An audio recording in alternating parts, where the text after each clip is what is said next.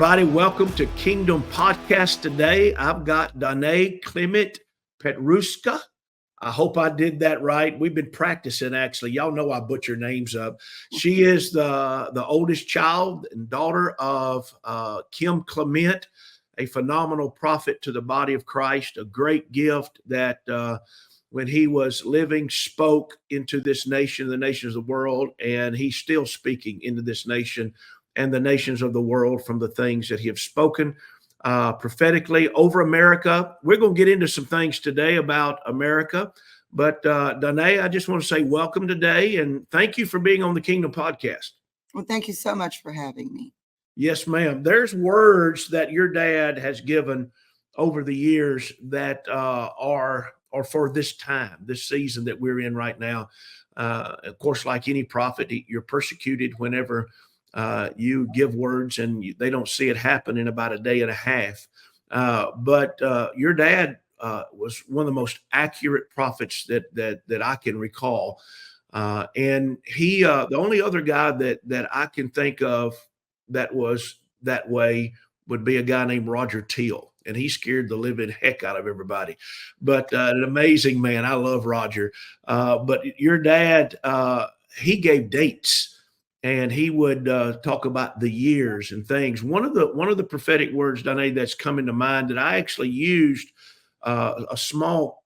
I didn't quote the prophecy, but just referenced it about a witch in the White House, and it's so very evident that's for today. Let's talk about some of your dad's prophecies and how they are unfolding and how you see through those prophetic words today where America's at. Just kind of take it where you want to go.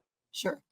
Well, the witch in the White House, that prophecy wasn't the only thing he prophesied that day. He actually, the date was February 22nd of 2014. And on that day, he prophesied a lot about what we've actually seen happen. Yeah. For instance, the overturning of Roe versus Wade, the impeachments of Donald Trump. He was seeing the gold.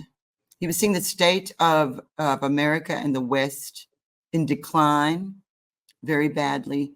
And essentially in the prophecy was saying that God had allowed this to happen. Because the way he said it in the prophecy was, in darkness, faith grows. In despair, faith grows. Yeah. And, my dad prophesied Donald Trump would be a trumpet in 2007. That was powerful. Interestingly about that is that it was 10 years before Donald Trump became the president. So from 2007 to 2017, the election was 16, but he was inaugurated in 2017. There was a 10-year time period there. And so if we go to February 22nd of 2014, that's 10 years ago. And look, it's not a rule with his prophecies. It's just something I've noticed because I've been doing this for years now. And I've realized that there is some kind of a pattern, and I'm sure we'll figure more out about that later. But, because something I've learned about prophecy, even when it was my own dad, and I thought I understood everything. It's just like you said, you're waiting for something to come to pass. For instance, the witch in the White House. In 2016, everybody was like, well, that's Hillary Clinton. Mm-hmm. And I do believe it was Hillary Clinton. However, I think that there's a spirit. It's not just about an individual person. That's right. It's principalities and powers that we're fighting against. The individuals are God's creation that has been taken over by this for whatever reason. So we know that Hillary Clinton, what would have been something he was referencing. However, on our show, because we do a show every Saturday, I do a live show on Sundays, but we also do one on Saturdays. And we've been analyzing these prophecies. And we listened to that one again on the broadcast. And he was actually in the part of the prophecy where he was talking about California. And he said, California, you're in a drought. And he was talking about, not just a drought physically in the physical world, but spiritually as well. Right. And he was prophesying about California being in a drought. And then he said, the enemy will do everything in his power to put a witch in the White House. For Jezebel has chased away the prophets and even Elijah. That's the quote from what he said. So, and then he said, go back, for this will all be dismantled so that there will be no more corruption in the White House. Wow. That's what he prophesied in that section. And interestingly, he was prophesying about California and then picked up the witch in the White House. Now, we know Kamala Harris's region is California. That's where she was the DA. So that's her area. So that was also another sign, because regional was very important because of the regional spiritual things he dealt with in warfare. He was conducting spiritual warfare before things happened. Yeah. Oftentimes you'd see him prophesy something and then pray against something that he felt he needed to pray, or for something, depending on what the prophecy was. So, like you said, people will hear a prophecy and think, you're waiting for it to come to pass immediately. And because we live in a world now where that is sort of how it goes, everything is just instant gratification. You instantly look on your phone, you can find information. So the patience required there is more and more difficult as time, goes. Yes. And I have learned, because I was a witness to Dad, right? So growing up, I was going with him often to the churches because he traveled across this country and the world, but really across America, and went from church to church to church, wherever God sent him, and would prophesy over individual people. He would get bigger prophecies about presidents and natural disasters. He prophesied 9/11 in 1996 from Detroit, Michigan, from Dearborn, Michigan. That's also important. Where was he? Because he prophesied that from Dearborn, Michigan, and Dearborn is one of the places that is most overrun by Islam in America. So in defiance of the spirit that's governing the region, he would prophesy from there. For instance, he prophesied 2 terms for Donald Trump from Maricopa County. He was in Scottsdale, Arizona, which is in Maricopa County, which is where we saw all the election stuff. Yep. There's been so many things that have come up about the election from Maricopa County. It was from that region that he prophesied 2 terms. So again, defiance of the enemy's plans. He's prophesying from there. And then the timing. Again, 2007, he prophesied that from Maricopa County, about the 2 terms. So what I am seeing is, and what I have learned is, that patience is necessary, because I'm his daughter and I'm presenting these prophecies to people. You'll have, like what you said, people are wanting the prophecy to come to pass quickly. Right. But also I'm in a position where I'm looking for it. And for instance, he prophesied about an Esther that would arise, and she would have beautiful eyes. And he said, they'll say, we hated her, but now we love her. And that she would pour the oil of healing upon the scars of those left and those right. And that cartels would be afraid of her. He said cartels would be afraid of a woman anointed by God. So that prophecy in particular, people have been so many women have written and said, I'm the Esther. And I always tell them, you are at some measure, because the spirit of Esther, the spirit of King David, these are the things he saw resting upon God's people and what God was going to do, because ultimately he saw that there would be a plan. Yeah. And, we've heard true and the plan and trust the plan all through this journey we've been on. And through my dad, God said, the plan is so brilliant, it could only have been given by me, by God. And so essentially God has a plan here. Yes. But we can't be sort of sitting around waiting for God to do stuff. It is required of us that we are a part of this. That's why we would need the faith. Also, waking people up. The whole thing about being red-pilled or waking up, you have the contrast that the enemy has presented called being woke. Yeah. And so you will always see that happen. But with some of these prophecies, for instance, the Esther prophecy I just quoted to you, there's this need to we've got to hurry up and figure out who it is. Well, I thought I had figured it out, and I went to Washington D.C. right before the 2020 election. Went to Washington D.C. and I thought it's Amy Coney Barrett, because Dad had prophesied about the Supreme Court so much. he had said he saw a Roe v. Wade. He didn't name it as Roe v. Wade. It was actually interesting how that prophecy was worded, because he saw two from the Supreme Court who would step down from the embarrassment of what would happen. We have not seen that happen yet. And he said, the hearts of once compassionate women have cooked their own children. No longer will their children be food for them. No longer will your children be food for who were once compassionate women. So there's more to the abortion thing than just the abortion. That's right. There is a ritualistic thing that's happening. They're selling the baby's parts. There's money being made off of it. Yes. As well as if you look in the Bible, every time something was being born, or someone, for instance, Moses or Jesus, what happened? They were killing the children, the firstborn, or whatever was happening. The children were being slaughtered. And so in the modern world, the abortion is that. So you see, he saw the Supreme Court. He saw what would happen there. But there's things in there that haven't come to pass yet. Yeah. And so lots of people go, well, he was wrong. He was wrong. He's a false prophet. But it's like, wait a minute. Hold on. Yeah. God's going to do things in his time. So I had been in Washington, D.C., shouting about Amy Coney Barrett. She's the Esther he prophesied. And of course, she wasn't. And I was wrong. And my dad's had Charlie Jordan used to travel with my dad. He's a bass player.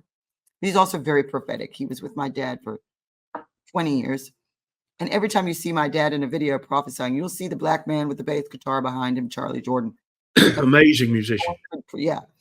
And Charlie said to me, Donné, I'm not sure if Amy Coney Barrett is the Esther your dad prophesied. You may want to think about it. And I was like, oh, no, Charlie, of course it is. And Charlie understood what I didn't, because I wasn't on the platform with Dad. I traveled with him as a child. I was witness to what God did through him and how his gift grew. But I didn't have the experience of looking at the prophecies that way. It was because he was prophesying and he was Dad, and they would tell me, or he would tell me, or I would see things. But oftentimes it would be, this isn't really making sense to me too much. But if you go back and you look at those prophecies now, it is astounding what we have, especially in this year. And you think about how important this year is as far as the election and the decision that we as a nation make going forward. And if we can overcome what the enemy has put in place to try to stop us and stop, at this point in time, it's Donald Trump. And, people, Dad prophesied about Donald Trump, and we love him. Yeah. You can't put too much on Trump either, because, and I'm not saying he's going to be the president. I'm not saying that. I'm saying there shouldn't be too much of a reliance on him either, because that actually ends up being dangerous for him too. That we need to first be relying on God, first be talking to God and listening to God, most importantly. Yes. And in order for this to function best, we as the body, as the ecclesia, need to be really fine-tuning the prophetic gift in each of us. And this is what Dad kept teaching people. It was like, you have the office of the prophet, or you'll have, even your pastor, because the prophecy is part of the fivefold, but it is also it's a gift of the Spirit. And those gifts, even though your pastor is called to be a pastor, he can get a prophecy. Yeah. God can prophesy through him. So all of us have that gift to a measure. And so I see it as, we've been in this very dark time. It's a very difficult world we're in, navigating through the social media and the internet world and space. It's new, and everything's happening very quickly. And so more will be required of us in this regard. And if God is raising up a prophetic army, which is what Dad saw, early 90s, God gave him a vision of the warriors of the new millennium. Wow. And he saw a whole generation of people that were not likely candidates. They were covered in tattoos. They looked rough and scarred. He called them wounded warriors that God would raise up in the new millennium.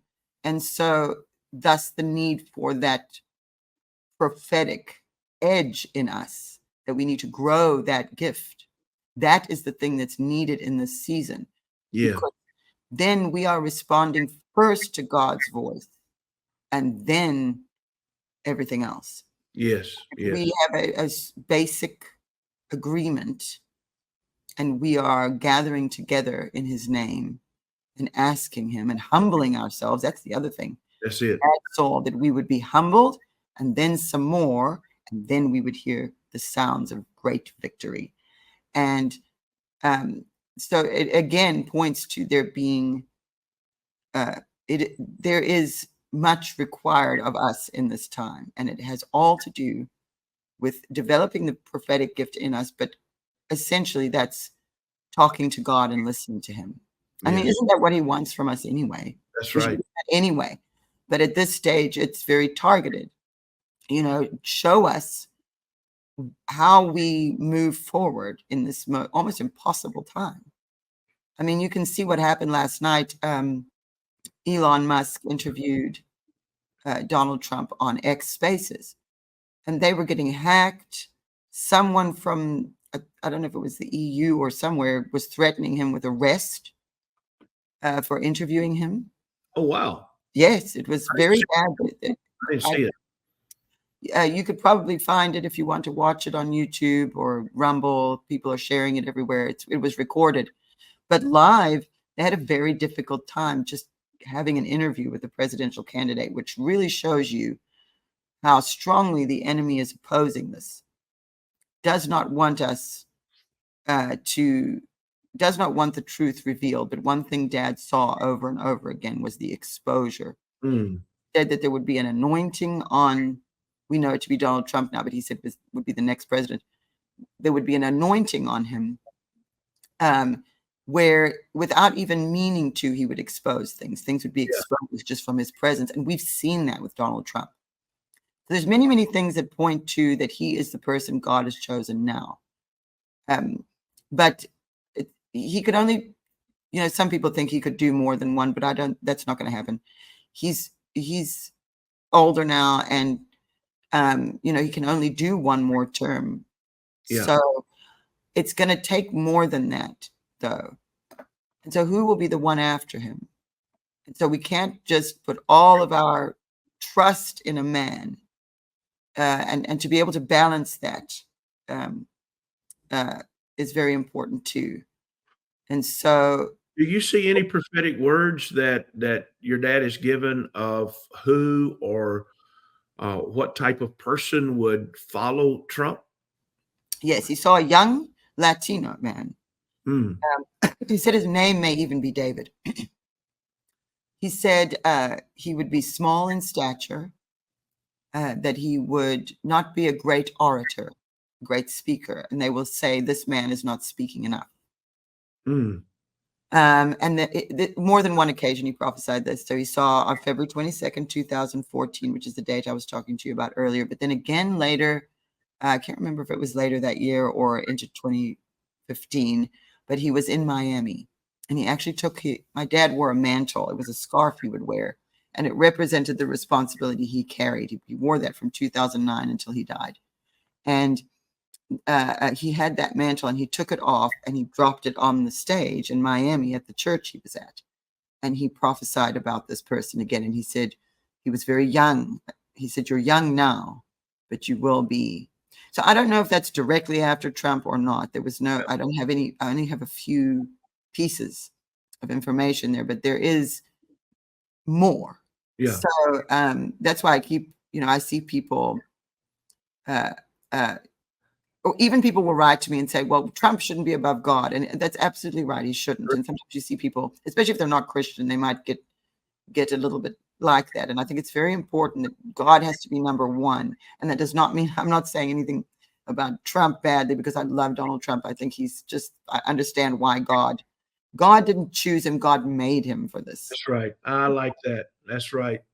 And so he definitely is the person. And again, in the moment, it can be so difficult because of the way things go. It gets very stressful. But I tell people, you know, prophecy is like, if we looked around it, as everything is so dark and difficult to discern and distinguish, and which is what is right and what is true.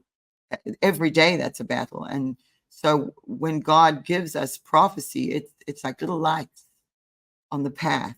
That's You right. know, he's not going to tell us everything because he wants us to be involved in that. It's required that we, and he saw what he called the New American Party, which you could call the MAGA movement or the Trump supporters, because they're not traditional Republicans only.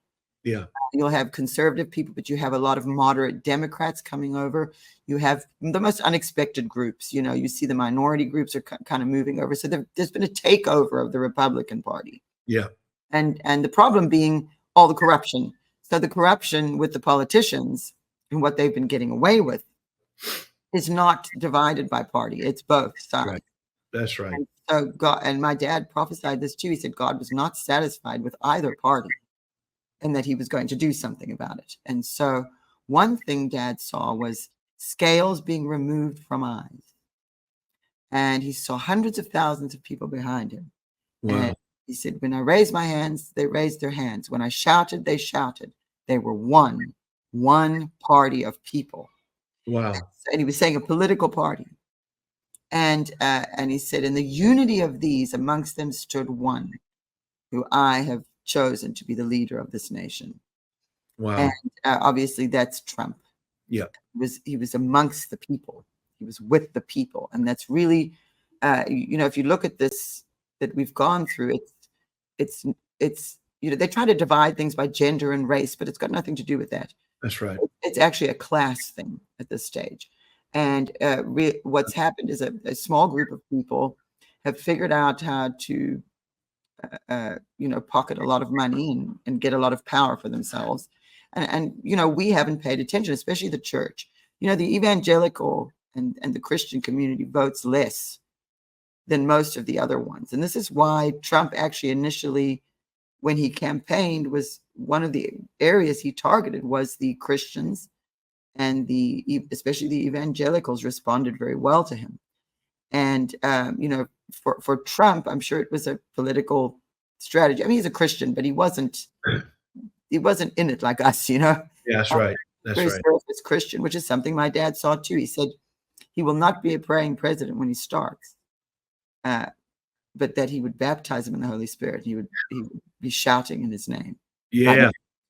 So we've seen. I mean, Trump got shot, and he himself said, "God saved me." At his head not turned that one little way. And what happened? He hit the ground. Yep. His shoes came off. Come on. It's covered in blood, and he comes up shouting, "Fight!" Yeah. After that, now I don't think that's the completion of that prophecy, but I think that began there because he realized God's hand in this, and I think it startled him a little bit. You saw he was quite different afterwards at the RNC convention. He was more reserved, emotional, because he realized he had just almost died and that he knew God saved him. He said it even last night on the X interview with Elon Musk. He said the same thing, which is an interesting pairing there of Elon Musk and Donald Trump, because Elon Musk, you know, he's all into the Neuralink and the AI, and you know, we're as Christians, we're observing that, and we're looking at the Bible now, and we're saying there's a lot in here that we should be concerned about. My mom covers the eschatology topic very well. I don't. But she does a show every week called Current Events, and she'll go through the Bible with everybody. And we look at things. Is it this or is it that? What is Mystery Babylon? You know, is America Mystery Babylon? The question. I mean, people have so many different, there are a few different ways you can look at that right now. And Mom looks at all of them. And we're just really trying to, because we can see the time we're in is also indicative of, it's not the end, but we're getting there. Yeah, that's right.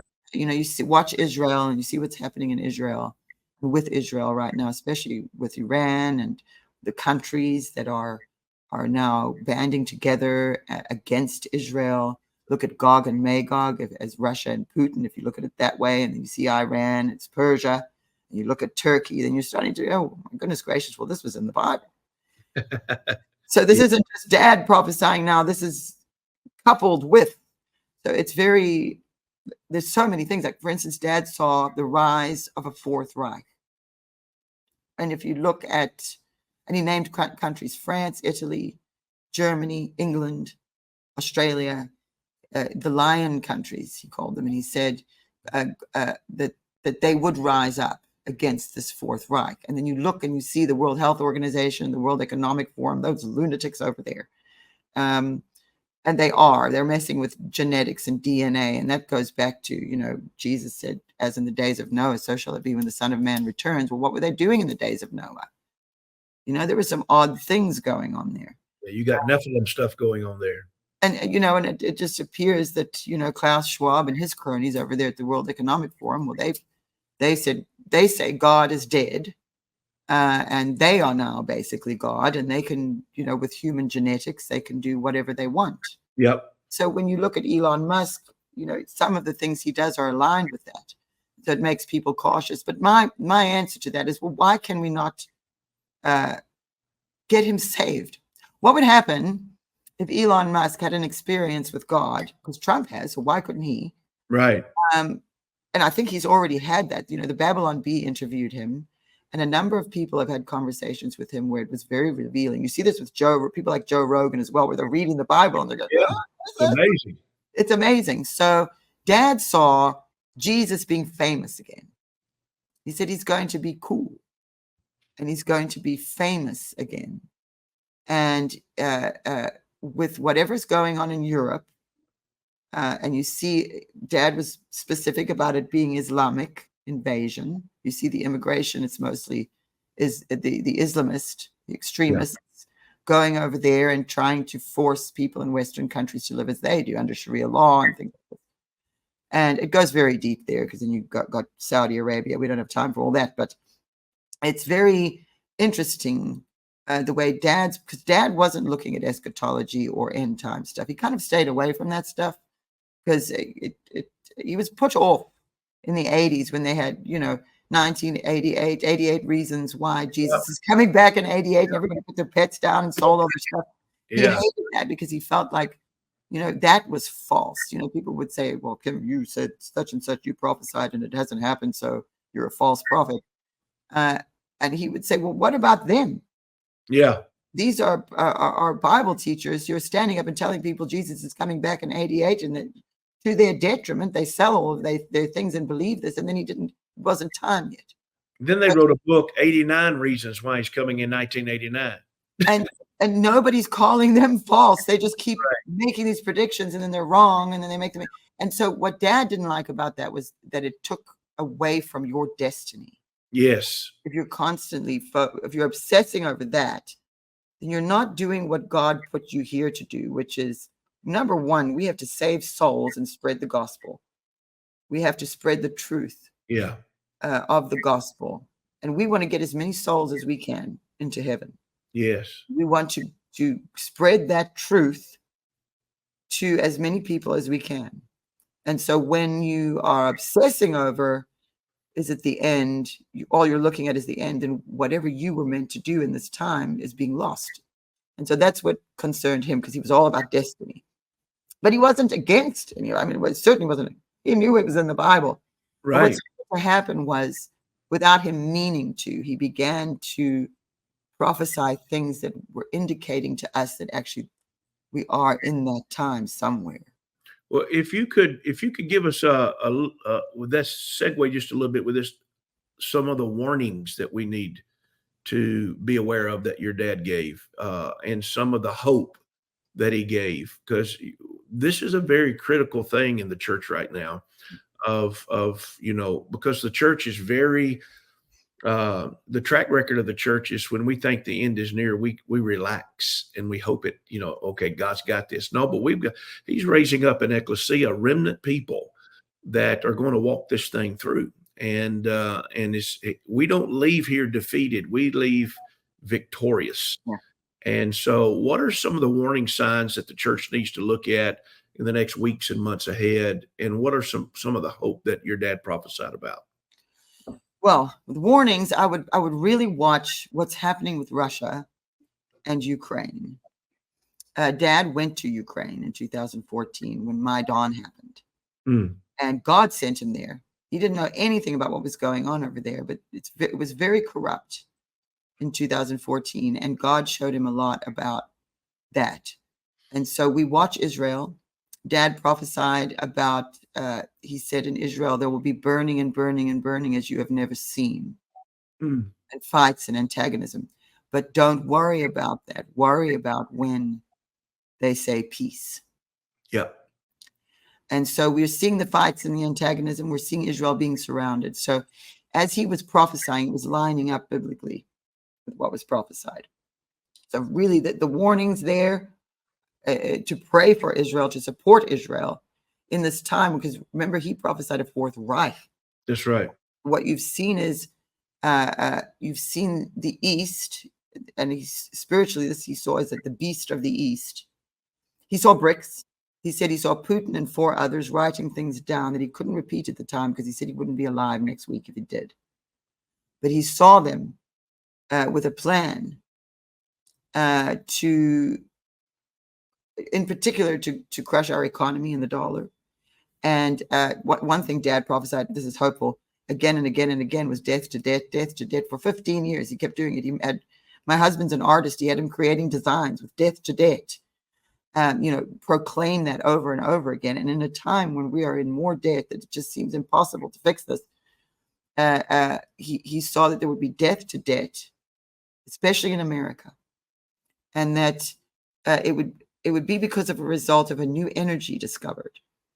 He said volcanoes and earthquakes and things like that would happen, and the earth would yield of its produce, and from that would come a new energy and a healing as well. Whatever was discovered, healing for cancer, Alzheimer's, autism, brain disorders. There would be a lot of healing, things that have been hidden from us. So the healings are known. The cures for these things have been known, but they make too much money. Yeah. So they don't allow it to be released. That this would end in some way with this discovery. So these are things we're looking for.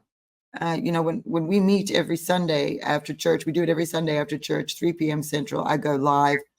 It's called Code Breakers Live on the Kim Clement YouTube channel, Rumble channel, X account. And then also we have our own website with our own, and people can chat. So we get together and we discuss these things. And these are things we're really looking at is that. And then also what is happening with Russia, because Russia and China and the invasion at our borders. One thing Dad saw about Donald Trump is he would build the walls of protection around this nation. Sure. 2007, he prophesied that. That really got people's attention because of the whole wall thing. But there's so much more to that, because within that infiltration are coming our enemies. And the goal is to take down and bankrupt the West and completely weaken us. And Dad saw that. This is how he prophesied it. He said, while those cats and dogs are fighting, we were seeing them turn on one another. And in particular saw Iran and North Korea would bash their heads together and would not be getting along. So you see BRICS is forming, and North Korea and Iran are all a part of that. That's right. All them begin to turn on one another. And he said, while those cats and dogs are fighting, America will prosper. It doesn't look like that now.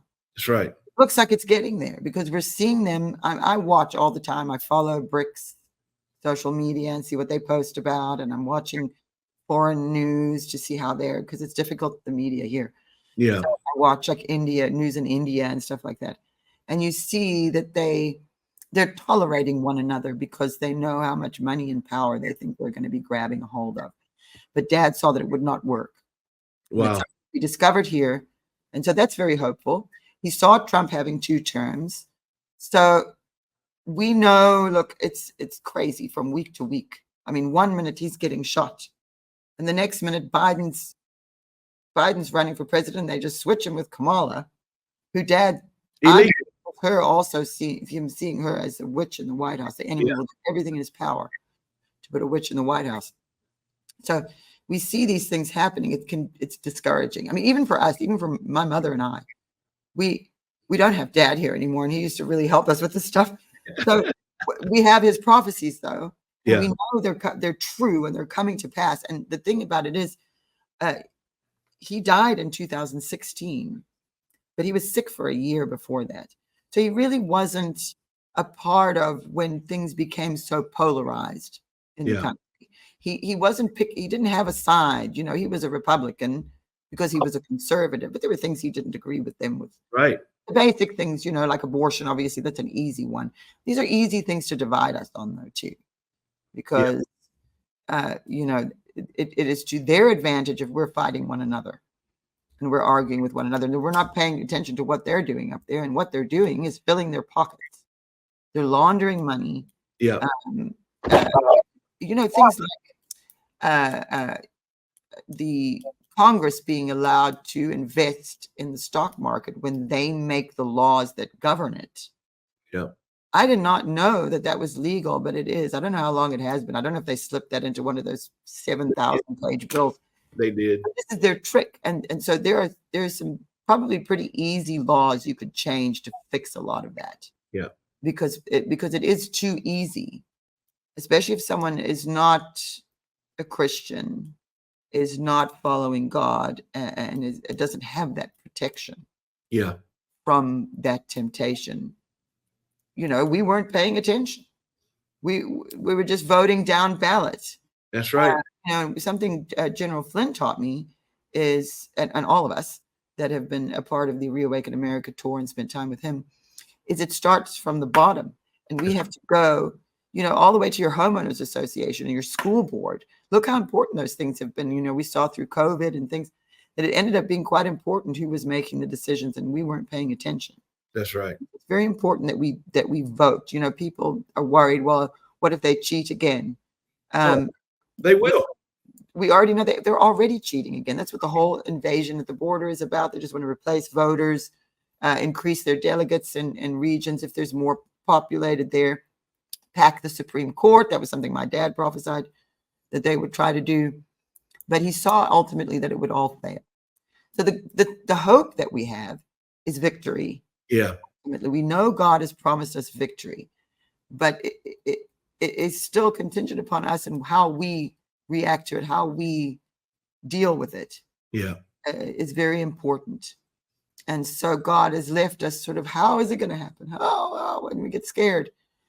But we have that promise to hold on to. And something my dad did, this is early in his ministry, he had to create a logo for his ministry. So he had this dancing Zulu warrior. We're from South Africa, and so the Zulu tribe was from the area of South Africa we lived in. But something that the Zulus did, if you've ever heard of Shaka Zulu, he fought the British a long time ago. We had to learn about that at school. I went to school in South Africa. But what he did was he trained his warriors and they would do a victory dance before they went into battle. Come on. In their minds, they'd already won. Yeah. So then they would go into the battle with the victory in their minds. And that's what's happening to us. We know God's promised us certain things. One of them being a second term for Trump. Didn't have to be consecutive. That's right. Actually, a miracle that he ran again after everything that happened to him. And he I would have gone home to my mansion and my beautiful wife and golfed my life away and said, you know what, forget you people, you're nuts. But he didn't. He didn't do that.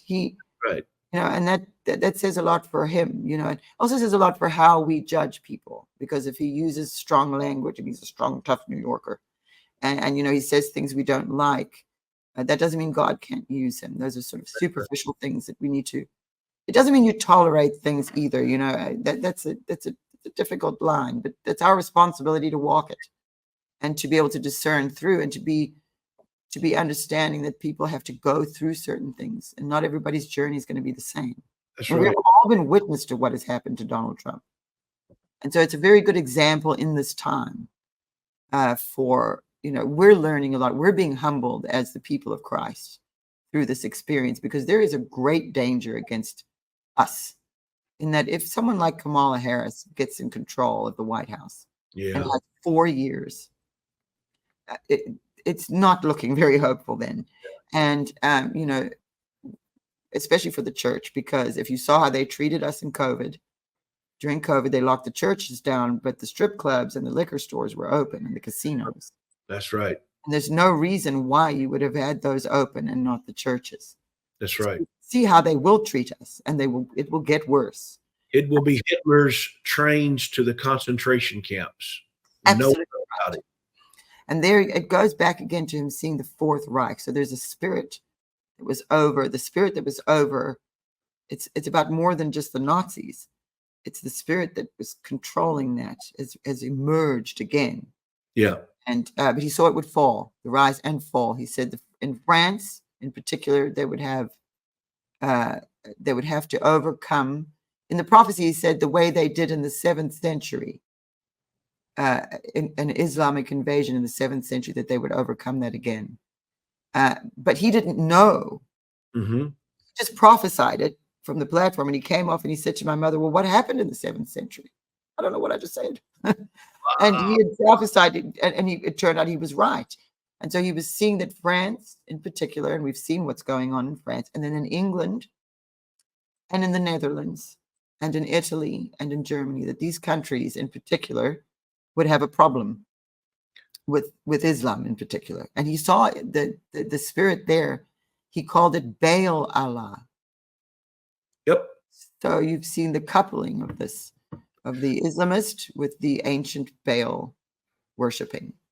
You're using some language there that's stirring me up, especially about Paris and about France. God gave me a prophetic word back in July, but a piece of that prophetic word was something I'd never heard before in any prophetic word, was that the spirit of the Apache has been released again in our nation. And the Apache spirit was coming at our nation. They were some of the definitions of the Apache. It literally means last enemy, Really? and it means the last enemy, but it means also violent troublemaker. And listen to this: violent troublemaker originating or originally in Paris. It's a French word. Huh. And there's trouble and there's violence. It also means fierce, to destroy, leave no one alive. Wow. It's an amazing. And the Apache Indians got their name from the Europeans that came over from Paris. And so this Apache thing started in Paris. And it's not the people themselves, but it's the spirit that's behind and cause them to be such a violent, cunning, sneaky, take no prisoners type tribe here in North America. But that thing is getting ready to be loosed again through the Democrat Party, through the Uniparty, we could say it that way. And we're at a place of no holds barred concerning them wanting to get their way. So when you use the word Paris, this thing just leaped up in me. I think it's very important that we watch Paris and we look at what happened in the Olympics, at the beginning of the Olympics, About to say. Olympics, all of those things.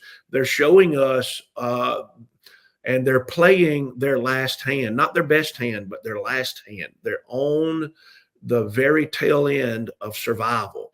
And so I think that this is something that, might interest you as well. You're hearing your dad going there talking about that. And Islam is this thing that's feeding it. And so Joe Biden brought in 86,000 Islamic men from Afghanistan, flew them in here, dropped them off, and they were dispersed throughout our nation. Men. And so the things in the natural that are getting ready to unfold, there's hope there too. There's victory there too. But this thing that you're saying about Paris I think it just leaped in me. And so I'm actually looking something up now because I want to show you. So yes, you see, I didn't know that about the Apache, and that's so interesting because there's a lot that's come up with the Native Americans that I've learned in the last couple of years. But Dad saw an attack, and I don't want to misquote him of where, so that's why I'm going in on my phone here. We have an app. The ministry has an app, House of Destiny. So anybody who might be interested in this, yes, you can download the House of Destiny app or go to the website kimclement.com. And there's a prophecy database we've transcribed everything that we know that he's prophesied over the last 40 years, and you can do keyword searches. Nice. And so Dad was in the middle of praying. And let me just make sure I get the right mountains here. He was in the middle of praying, and I believe it was he was just taking an offering, praying. And he started to pray for people in certain areas Mm-hmm. of the country. And all of a sudden, he became very disturbed, and he saw regions of the country, and he immediately prayed against it and said, "You will not strike at them."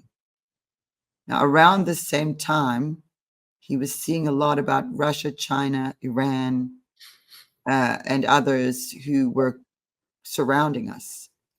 He saw beneath the sea, on top of the sea, on the land, and in the air, that God said he would stop them, but that they would be approaching us. So although we see victory, we know there's going to be war. Yeah, that's And we're right. in the middle of that. So, Yeah. Everything's not going to be just great, and then we win.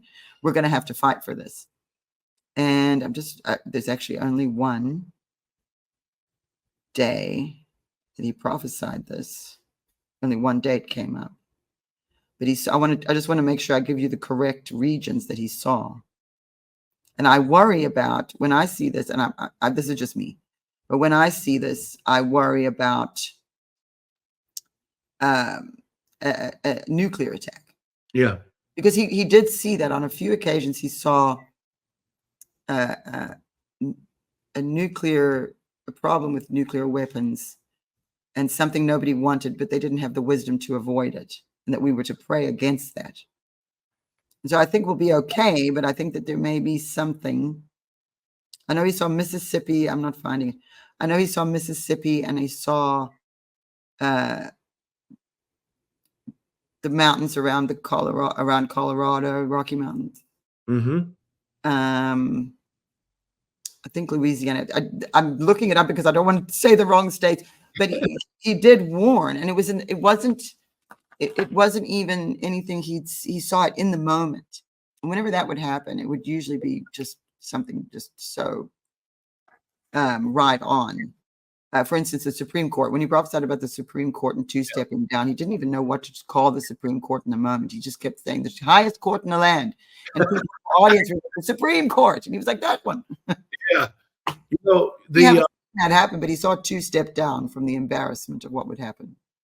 Let me try doing Mississippi because I know while you're looking at that, the Apache were in New Mexico, but they were mostly in Arizona.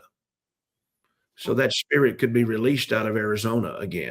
Look at what we've seen in Arizona. And when I look at Carrie Lake, I wonder if she's the Esther I was talking about earlier, but I don't want to get myself in trouble. I'll get in trouble because I don't try to guess anymore. No. But in my thinking, if cartels are afraid of a woman, in the prophecy, he said cartels will be afraid of a woman anointed by God.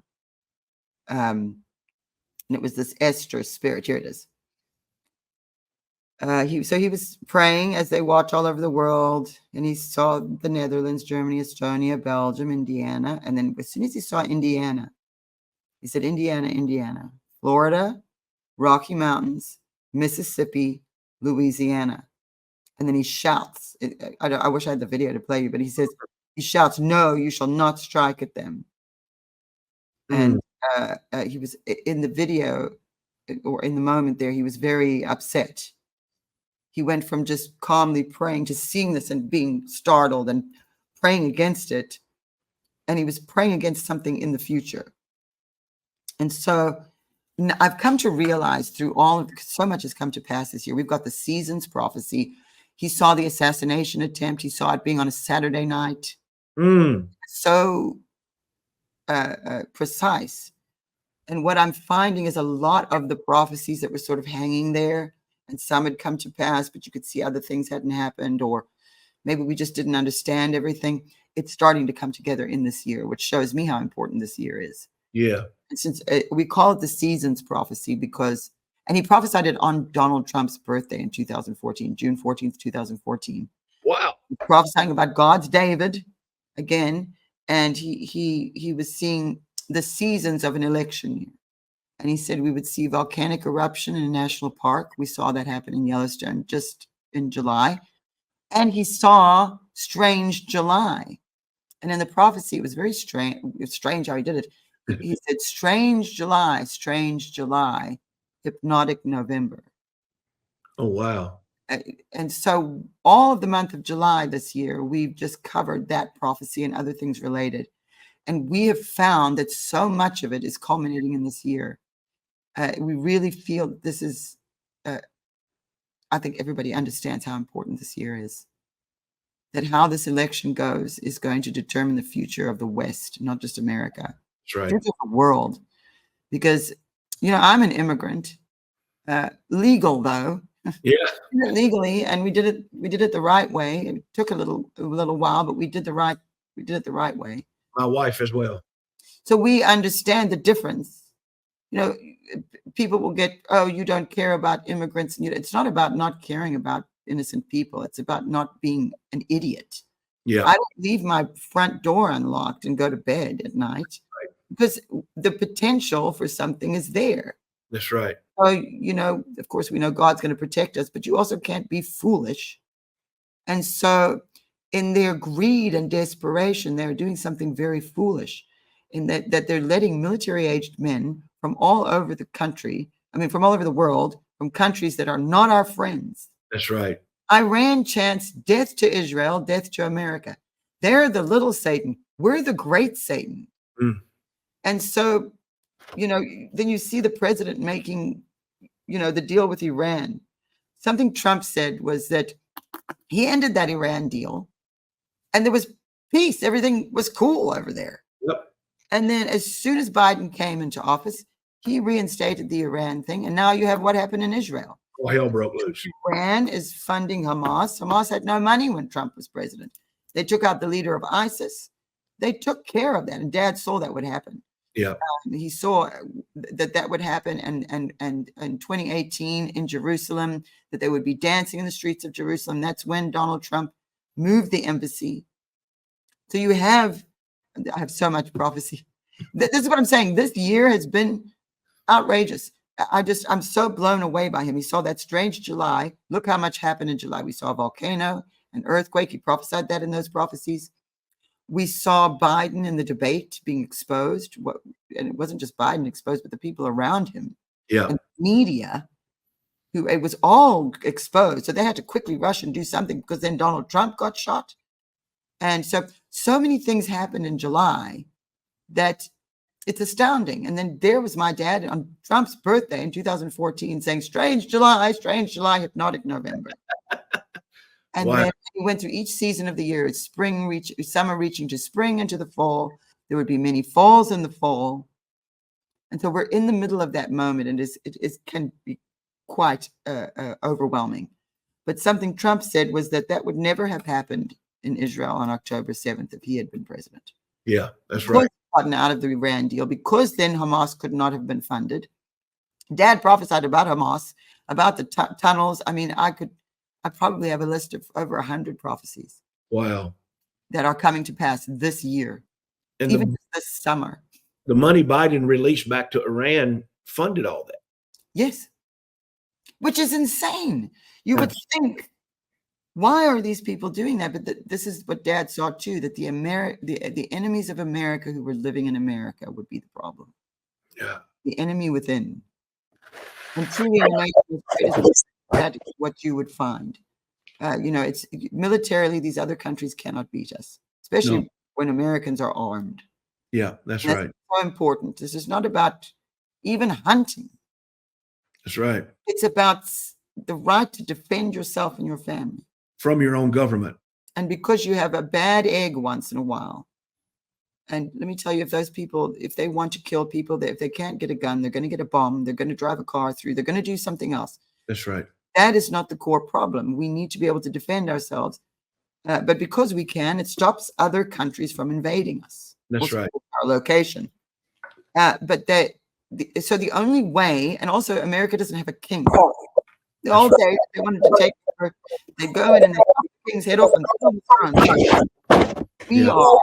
It's by the people for the people. So they had to do it to us. What did they do? They infiltrated our minds using social media, using compassion in people. Yeah. you'll find that a lot of the people on the left are actually coming from a place of compassion, but it's distorted. Very. And then, of course, there's the self-righteousness and the grandstanding that happens. Well, I support this and that, and they don't actually know what they're talking about.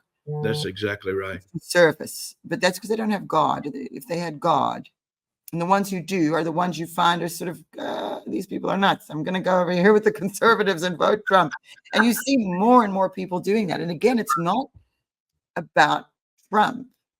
Trump is the person there. Someone has to be there.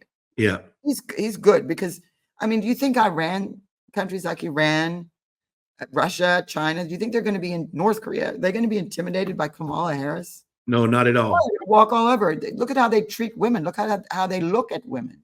That's right. They're not. There's no respect. There's no fear. So as much as I would love for there to be a woman president, I'm not against it. I don't think it's the time. No, it's not.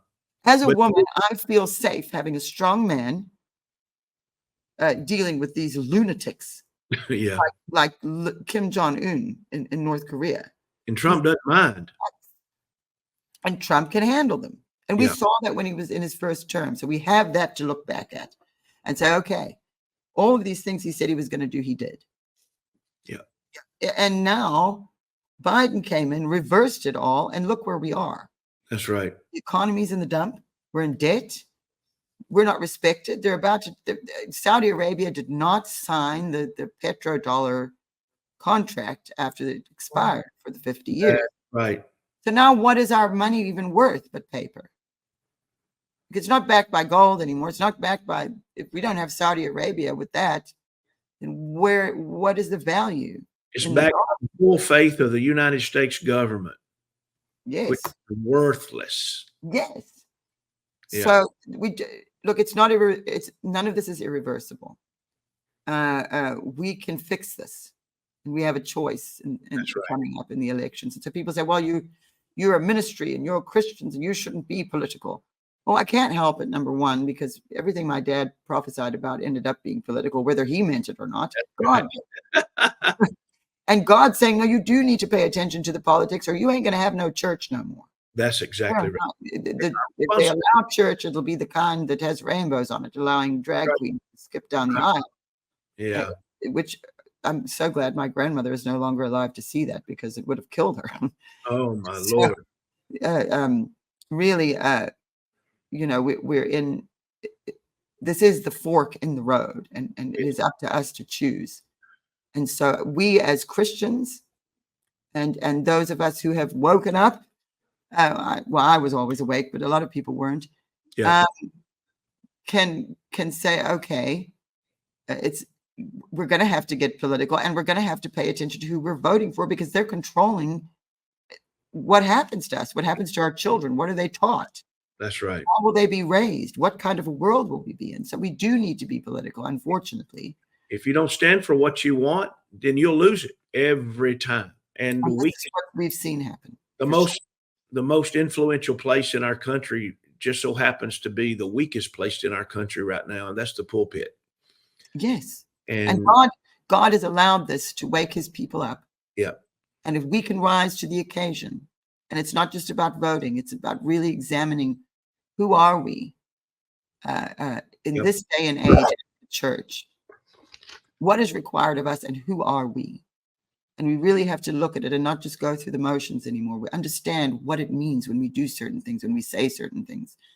It's not just ritual. It's not just, that's right. This is the most real thing in life. That's right. It's our connection to our maker, to our creator, and being guided by his hand. And that's really, I think, where we are today. It is. It is. How can people, in closing today, I know I've kept you a long time. How can people find you guys and connect with your ministry? And I want to encourage everybody to do that. We'll have the links and stuff below as well. But give us an overview how people can connect with you guys. Sure. You can search for Kim Clement anywhere on any social media. We are present on all of those platforms: Instagram, Facebook, X, formerly Twitter, which has been great for us lately because we get censored a lot, you can imagine. YouTube and Rumble. Mm-hmm. And if you search Prophet Kim or Kim Clement, you'll find us. Also go to kimclement.com. All of our shows that we put on the social media, all the programming is also on our website. You can go there and it's uncensored over there. Every single day of the week, we have something. So Mondays, I put out Prophetic Rewind, and you can go straight to that link going to kim.tv. But every Monday, and it's not me, you won't see me, you'll see my dad, but I play footage of him because I've got decades of it. When we go back into the older years, I got to start pulling out DVDs and VHS and even cassette tapes. But we do that. And if we don't have video, we at least have audio for most of it. So people, it's important more than just to read it, to see it, because oftentimes the way he says things makes a difference. Like if he's angry or if he's sad, it's reflective of what is being said, and it can change things. So we like people to be able to watch the video or at least listen to him read the prophecies. That's all there. And every Monday on Prophetic Rewind, I put up something else. Either sometimes it's prophetic teachings. And I really think that's valuable right now in understanding the prophetic from someone who was a prophet. Yes. He was very encouraging of people to develop that gift in themselves and not to rely on a prophet, to run to the prophet all the time. Yeah. He didn't like when people did that. Yeah. If God sends you a prophet, he'll send that to you when you need it. That's right. But you must also be partaking in that, not reliant upon it. So anyway, I'll put teachings up there, but also prophecies that are relevant to the week or maybe the time. If something's come up, then I'm going to post it on a Monday on Prophetic Rewind so that people can go and watch what was prophesied and pray with him and pray about it and have God show you what you need to see.